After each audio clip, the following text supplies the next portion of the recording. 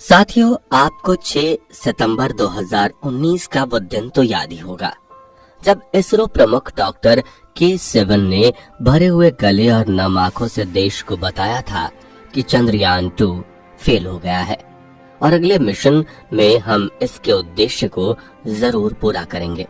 तो क्या है इसरो का अगला मिशन? अगर चंद्रयान 2 नहीं तो कौन पूरा करेगा चांद पर भारत की सॉफ्ट लैंडिंग के सपने को? क्या इसरो कर पाएगा चांद पर सफल लैंडिंग? कैसे चंद्रयान 3 चंद्रयान 2 से अलग है और क्यों पूरी दुनिया उम्मीद भरी निगाह से बस हमारी ओर देख रही है? आइए बहुत ही विस्तार में हम इन सभी सवालों के जवाब जानते हैं। दोस्तों, सन 1969 में पहली बार हम चांद पर पहुंचे थे और आज 54 साल बाद भी हम चांद को पूरी तरह से एक्सप्लोर नहीं कर पाए हैं।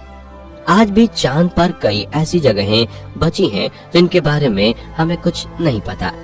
चंद्रमा के दक्षिणी ध्रुव पर हमेशा छाया बनी रहती है, जिसके कारण वैज्ञानिकों की चंद्रमा के इस हिस्से में विशेष रुचि है। वैज्ञानिकों ने यहाँ पर पानी व बर्फ की उपस्थिति का अनुमान लगाया है। इन अनछुई जगहों की जांच के लिए इसरो ने अपना एक मून प्रोग्राम लॉन्च किया, जिसे हम चंद्रयान के नाम से जानते हैं। 2008 में लॉन्च किए इस चंद्रयान प्रोग्राम में अभी तक 2 मिशन चंद्रयान 1 और चंद्रयान 2 लॉन्च किए जा चुके हैं और चंद्रयान 3 भी 14 जुलाई को लॉन्च हो चुका है। तो आखिर चंद्रयान 3 है क्या? चंद्रयान 3 चंद्रमा पर खोज करने के लिए इसरो का तीसरा मून मिशन है। इस मिशन में इसरो एडवांस्ड लैंडर और रोवर को चंद्रमा पर भेजकर चंद्रमा की सतह पर खोजबीन करना चाहता है। चंद्रयान 3 चंद्रयान 2 से कुछ इस तरह अलग है कि चंद्रयान 2 को एक एडवांस्ड लैंडर, एक रोवर और एक ऑर्बिटर के साथ लॉन्च किया गया है। चंद्रमा का चक्कर लगाने वाला ये था, लेकिन चंद्रयान 3 को बस केवल एक एडवांस्ड लैंडर और एक रोवर के साथ ही लॉन्च किया गया है। अब आप सोच रहे होंगे कि ऐसा क्यों? तो आपको बता दें कि हमारे चंद्रयान 2 मिशन में लैंडिंग के दौरान सॉफ्टवेयर में कुछ गड़बड़ी के कारण लैंडर और रोवर तो सॉफ्ट लैंडिंग नहीं कर पाए थे, लेकिन केवल ऑर्बिटर को सफलता के साथ उसने मून की ऑर्बिट में पहुंचा दिया था, जो अभी वही चक्कर लगा रहा है। इसलिए इस मिशन में हमें ऑर्बिटर को भेजने की जरूरत नहीं पड़ी। चंद्रयान 3 14 जुलाई 2023 को दिन के 2:35 पर सतीश धवन स्पेस स्टेशन श्रीहरिकोटा से लॉन्च किया जा चुका है। अगर बात इस मिशन में यूज होने वाले रॉकेट की करें तो इस मिशन में GSLV Mark 3 को लॉन्च किया गया। इस मिशन का जो मेन पेलोड है वो है लैंडर और रोवर। चलिए अब इन पर थोड़ी बात कर लेते हैं। इसरो ने इस मिशन में भेजे जाने वाले लैंडर मॉड्यूल को विक्रम नाम दिया है और इसका नाम भारतीय अंतरिक्ष प्रोग्राम के जनक माने जाने वाले विक्रम साराभाई के सम्मान में दिया गया है। विक्रम एक 1726 किलोग्राम वजनी एडवांस्ड लैंडर है, जिसमें 4 लैंडिंग लेग्स और 4 थ्रस्टर्स लगाए गए हैं। ये लेजर डॉपलर वेलोसीमीटर से लैस है। विक्रम चांद की सतह पर टेम्परेचर चेंज की गति और आसपास होने वाली भूकंपीय गतिविधियों को मेजर कर सकता है। साथ ही इसमें प्लाज्मा डेंसिटी को नापने के लिए विशेष उपकरण लगाए गए हैं। इसरो के वैज्ञानिक ने इस मिशन में भेजे जाने वाले रोवर को प्रज्ञान नाम दिया है। अब क्योंकि इस रोवर को बहुत ही इंटेलिजेंट काम करने के लिए बनाया गया है, इसलिए इसका नाम प्रज्ञान है, जिसका संस्कृत में अर्थ है इंटेलिजेंस। दोस्तों, ये एक 26 किलोग्राम वजनी 6 पहियों वाला रोबोट है जो चांद की सतह पर 1 सेंटीमीटर पर सेकंड की रफ्तार से चल सकता है। इसरो ने इस पूरे मिशन के दौरान रोवर प्रज्ञान द्वारा आधे किलोमीटर की दूरी में खोजबीन करने की संभावना जताई है। लैंडिंग साइट के आसपास के तत्वों यानी एलिमेंट फैब्रिकेशन का पता लगाने के लिए प्रज्ञान में अल्फा पार्टिकल एक्सरे स्पेक्ट्रोमीटर और लेजर ब्रेकडाउन स्पेक्ट्रोस्कोप नाम के 2 उपकरण लगाए गए हैं।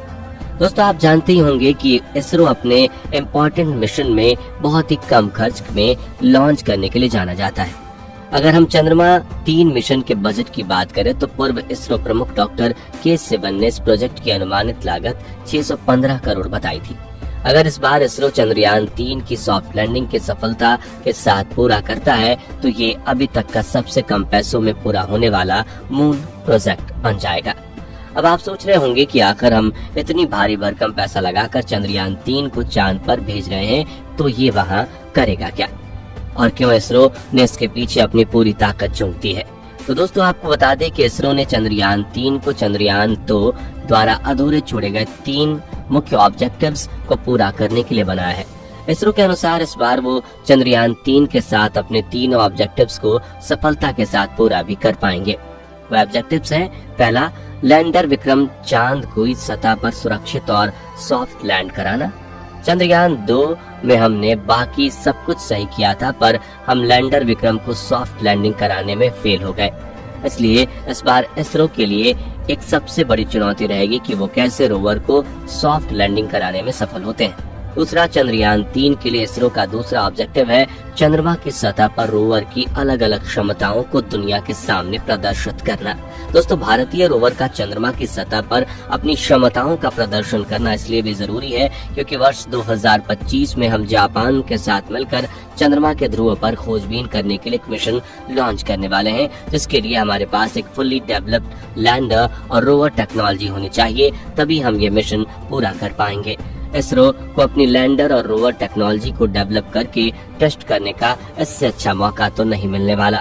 अब बारी है इसरो के तीसरे और सबसे इम्पोर्टेंट ऑब्जेक्टिव की, जो है चंद्रमा के स्ट्रक्चर को और बेहतर ढंग से समझने और उसके साइंस को प्रैक्टिस में लाने के लिए चंद्रमा की सतह पर उपलब्ध केमिकल और नेचुरल एलिमेंट मिट्टी और पानी पर वैज्ञानिक प्रयोग करना। इससे इसरो चांद के बारे में दुनिया को कुछ ऐसे फैक्ट्स बताना चाहता है जिससे चांद पर जीवन की उम्मीदों को और बढ़ाया जा सके। इन सभी ऑब्जेक्टिव्स में से इसरो ने सबसे ज्यादा तैयारी लैंडर को सॉफ्ट लैंडिंग कराने की करी है। चंद्रयान 2 का फेल होना इसरो के लिए किसी बुरे सपने से कम नहीं था।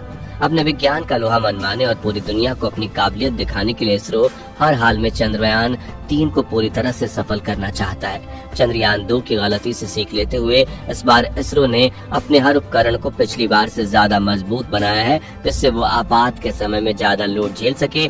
उपकरण खराब होने की कंडीशन में कई और उपाय किए गए हैं।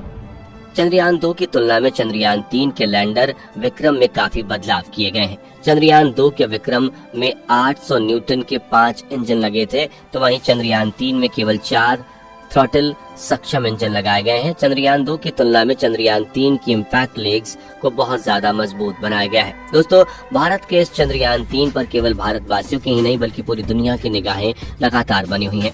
हमारा चंद्रयान 3 चंद्रमा के दक्षिणी ध्रुव पर सफलता के साथ उतरने वाला पहला मिशन होगा। अमेरिका की अंतरिक्ष एजेंसी नासा भी अभी तक चंद्रमा के दक्षिणी ध्रुव तक नहीं पहुंच सकी है। नासा चंद्रयान 3 से मिलने वाली जानकारी लेकर अपने भविष्य के आर्टेमिस मिशन में उसका प्रयोग करना चाहता है। चंद्रमा के दक्षिणी ध्रुव के लिए नासा अपने मानव मिशन आर्टेमिस 3 को 2025 तक शुरू करने वाला है। चंद्रमा के दक्षिणी ध्रुव पर हमेशा छाया बनी रहती है, जिसके कारण वैज्ञानिकों की चंद्रमा के इस हिस्से में विशेष रुचि है। वैज्ञानिकों ने यहाँ पर पानी व बर्फ की उपस्थिति का अनुमान लगाया है।